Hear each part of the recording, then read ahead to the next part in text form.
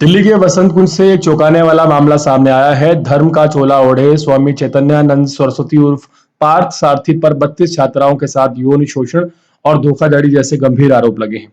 Police जांच में कई छात्राओं ने साफ कहा है कि स्वामी न सिर्फ अभद्र भाषा का इस्तेमाल करता था बल्कि उनका शारीरिक शोषण भी करता था।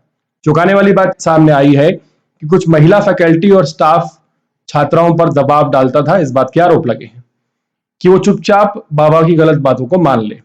और ज्यादा परेशान करने वाली बात यह है कि आरोपी चैतन्यानंद सरस्वती ने ईडब्ल्यूएस यानी कि इकोनॉमिकली वीकर सेक्शन स्कॉलरशिप पर पीएचडी कर रही छात्राओं को निशाना बनाया। यह साफ संदेश देता है कि आर्थिक रूप से कमजोर और समाज में कमजोर माने जाने वाले लोग सबसे ज्यादा जोखिम में हैं। उनके पास विरोध करने की ताकत कम होती है, इसलिए ऐसे फर्जी बाबा या धोखेबाज लोग उनका शोषण बड़ी ही आसानी से कर पाते हैं। ये सिर्फ व्यक्तिगत अपराध नहीं बल्कि समाज और संस्थान की कमजोरी की भी तस्वीर है। एक कथित बाबा व्हाट्सएप पर सिर्फ गरीब लड़कियों को मैसेज करता था। 3 महिला वार्डन उसके पास लड़कियों को भेजती थी। वहां यह बाबा लड़कियों से विदेश में सेट करने की बात करके अश्लील मैसेज किया करता और फिर वो महिला वार्डन इस बात का दबाव बनाती कि छात्राएं बाबा की बात मान लें। बाबा के कमरे से बाहर आने के बाद ये 3 महिला स्टाफ कर्मचारी लड़कियों के हाथ से उनका फोन लेकर व्हाट्सएप के सारे मैसेज हाथों हाथ डिलीट कर देती थी। लेकिन इन 32 लड़कियों में से 17 लड़कियों ने खुलकर अपनी समस्या सामने रखी। इन्हीं में से कुछ लड़कियों ने व्हाट्सएप पर तथ्य संभाल कर रखे और दिल्ली पुलिस को मुहैया भी करवाए। और यही सबूत इस बाबा चैतन्यानंद सरस्वती के खिलाफ इतना बड़ा एविडेंस था कि दिल्ली पुलिस ने इसके खिलाफ लुकआउट नोटिस जारी कर दिया।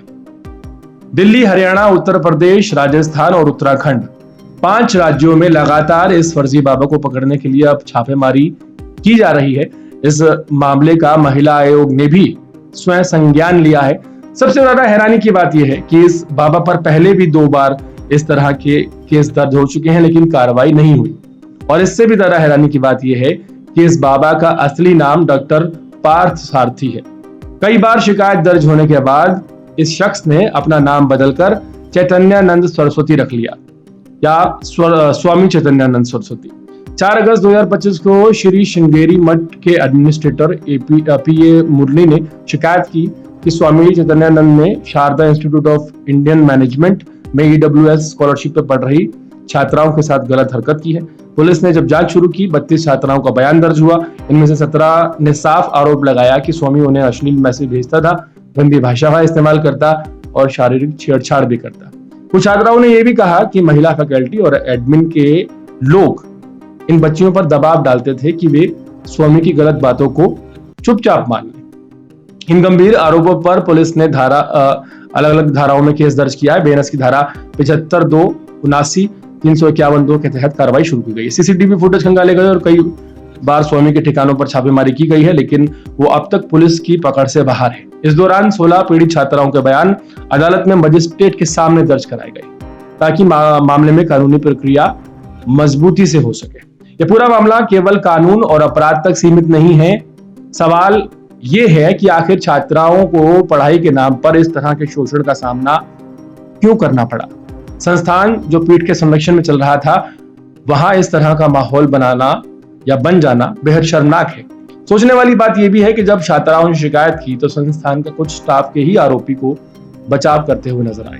ये स्थिति और खतरनाक है क्योंकि इसका मतलब यह है कि छात्राओं के पास शिकायत करने या मदद लेने तक का रास्ता लगभग बंद कर दिया गया।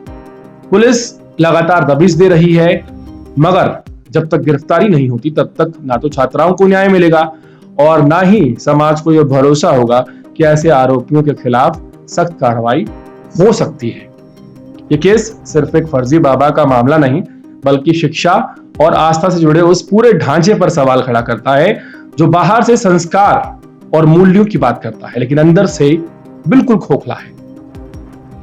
इतना ही नहीं, जांच में एक वोल्वो कार भी मिली है जिस पर नकली डिप्लोमेटिक नंबर प्लेट लगी हुई थी यानी कि यूएन नंबर। इससे साफ है कि स्वामी सिर्फ धार्मिक वेशभूषा तक सीमित नहीं था बल्कि धोखाधड़ी और फरेब के जाल को भी समेटे हुआ था। अब पुलिस जांच कर रही है और उम्मीद है जल्द ही कार्रवाई होगी।